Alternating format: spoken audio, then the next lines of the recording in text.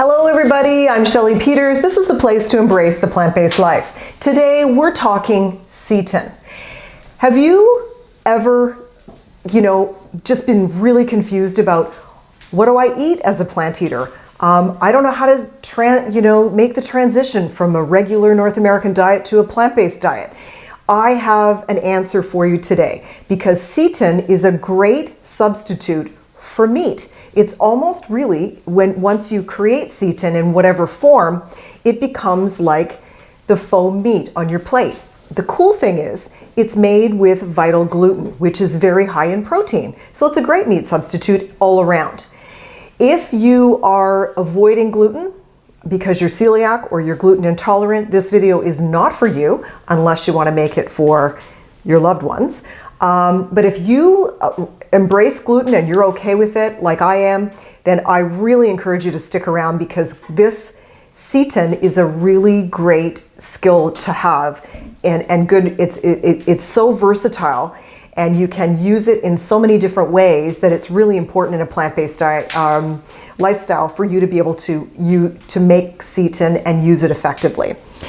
So I'm going to take you through how to use seitan, some of the tips and tricks, and I promise you, once you start making it, you will be so amazed at how easy it is.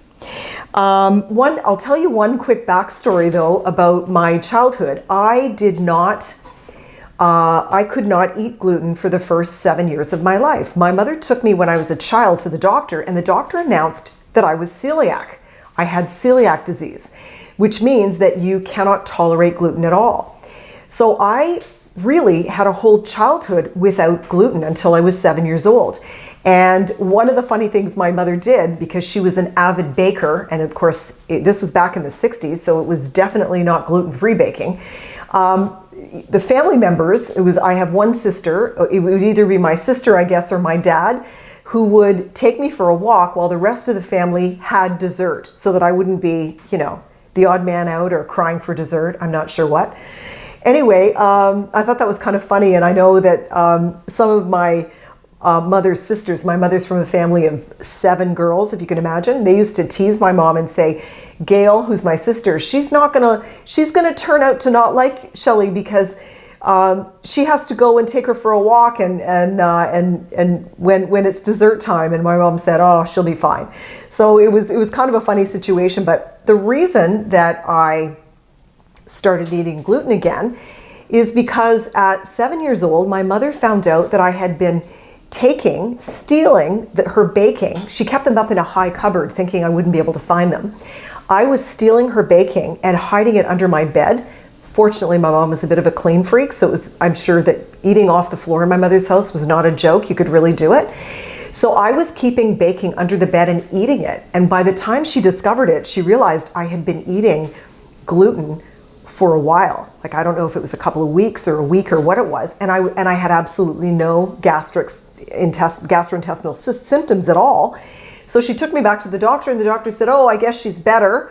And that was the end of that. And my parents drove me to a convenience store. My mother bought me my first chocolate bar, which I don't know if that's good or bad, but anyway, it was an interesting thing where my mother actually thought she was going to have to learn how to cook gluten-free, which in those days would have been quite a challenge. But turns out I don't have celiac disease. It was I was misdiagnosed. So I love gluten, and of course, when I eat gluten, it's usually in bread products that are high in fiber as well. So that's my story. Anyway, so what I want to do today is talk about is how to do a basic gluten recipe to start with. So essentially what you do is you create the dry mixture for the gluten, and there's like some standard ingredients that you use for that. Obviously, vital gluten. Again, it's the protein part of flour, and it is a perfect meat substitute. So you can get it like Bob's Red Mill has it, and often bulk barns have it as well. So it's either called vital gluten or gluten flour, that sort of thing. And you can find it usually in the bulk barn as well. So that's one of the main ingredients. And then the other ones are nutritional yeast and a couple of spices, garlic, and onion flakes. So I'm just going to add the rest of the garlic I have there, and I'm going to add a couple of tablespoons of onion flakes to this dry ingredient. And here's what I want you to know about making gluten. About making seitan. What's really, really important is that you choose to spice and flavor both the dry and the wet ingredients with ingredients that have the flavor of umami. And umami is that really satisfying meat flavor that you get. It also is available in mushrooms, which I'm going to add to my dry ingredients this time because I just want this to be incredibly flavorful.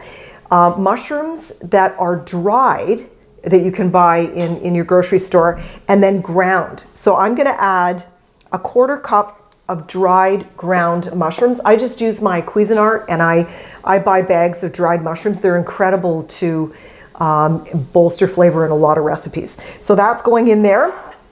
I'm also going to add a couple of teaspoons of smoked paprika just so we can get that smokiness in there. And that's going to be the dry mixture. So I'm just mixing that all up.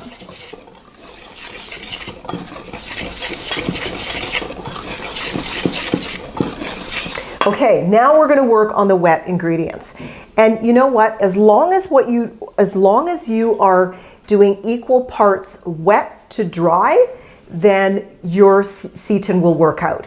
Just it's kind of a rule of thumb that I go by. If I use 2 cups of seitan in my dry, I use 2 cups of liquid, and that's kind of the way that it's going to work here. You're going to see a lot more wet ingredients in this particular recipe because we're doing the brisket, and it's going to be actually cooked in the oven in the extra liquid that I don't use. So the actual liquid part is a combination of tomato paste. Tomato paste is another ingredient that has incredible umami. So I just used an entire tube of a really good quality tomato paste. This one's called Alpino, and it's one that I can get at my Italian grocery store. Get the best quality tomato paste you can get. It makes a difference. And so that is the tomato paste, and then we're going to do 1/3 cup of maple syrup, and this is just going to balance out the flavors with a little bit of sweet. The nice thing about these seitan recipes is they don't contain any oil. So those of us that are avoiding added oil to our diet, this is golden. Okay, and then this is a little bit of a special recipe because this is the brisket recipe I'm telling you about. So I'm actually adding some dessert dry wine that's Italian. It's called Marsala, and it's going to just boost flavor as well. You don't have to add that at all to your recipes. Veg stock is what I typically use, and that works out really, really well. And okay, and then Worcestershire sauce, you can get vegan version of it, and I'm going to put a couple of tablespoons. Nope, sorry, that's a couple of teaspoons.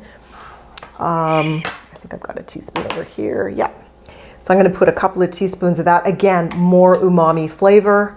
And then typically these recipes always include tamari, which we're going to do actually 1/2 cup of tamari. This is a big recipe because again, we're doing a stock that we're going to absolutely. So this is going to be 1/2 cup of tamari, which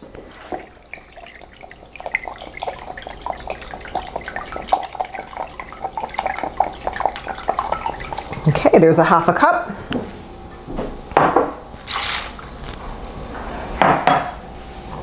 And the other really cool ingredient is liquid smoke. So liquid smoke is going to give you a really nice smoky flavor. And you don't want to use a lot of it. In this recipe, there's 1 teaspoon.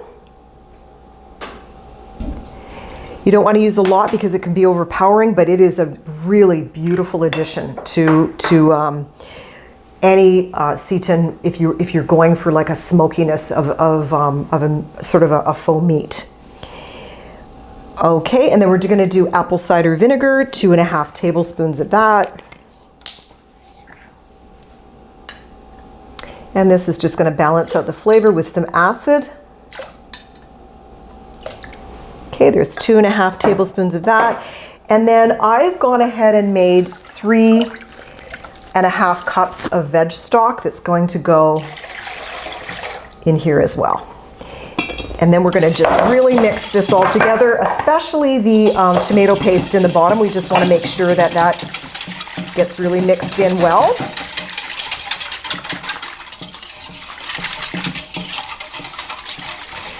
And then what we're going to do is we're going to add half of the liquid, because that's about the right amount with respect to the amount of dry that we have. We're going to add about half the amount of liquid to this. Okay. And then we're going to turn it into a dough. Okay, I've switched to a larger bowl actually because I'm a little bit concerned about being able to mix the ingredients together effectively.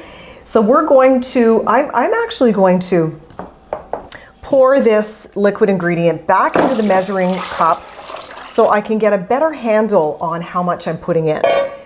We've got a total of 6 cups, so we're going to pour 3 cups in here.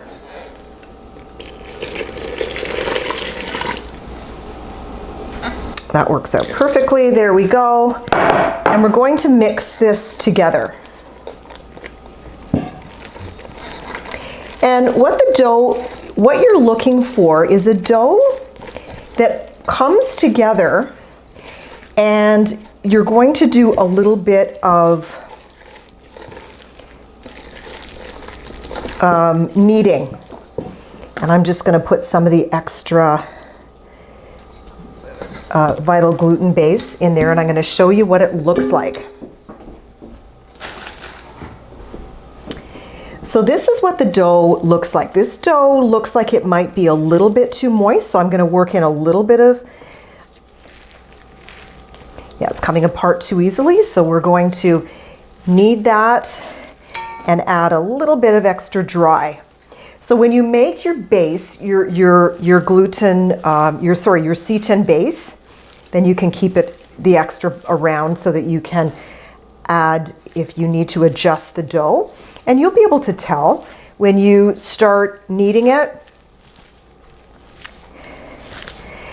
And it's really a really cool consistency very, very quickly. Yeah, and it's, you want it, the test is that when you're pulling it apart, it doesn't pull apart easily. So I'm going to, yeah, that looks good. That looks really good. So I'm just kneading it a little bit. I don't want to knead it too long because I want the texture to be, I want it to be tender instead of tough. So I don't want to develop gluten too much by kneading it excessively.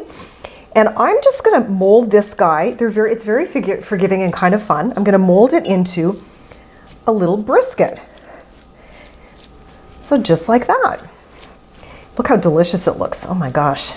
Okay, so this is going to go in my prepared pan, which I'm going to show you what it looks like right there.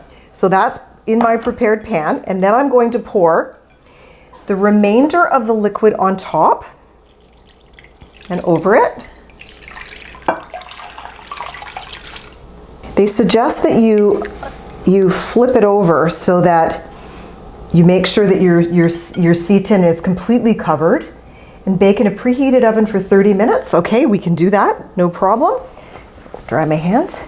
And this is going to go pop into the oven for 30 minutes, and then I'm going to show you what it looks like when it's finished. And the Seitan is done. I have baked it in the oven, and I basted it a number of times. I flipped it over, and there you can see what it looks like with a beautiful rich sauce around it, just like a a braised brisket.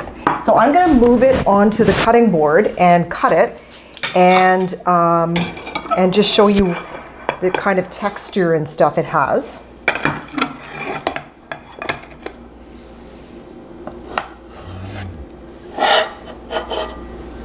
So there it is, and there's some really nice sauce in there that you can serve it with as well.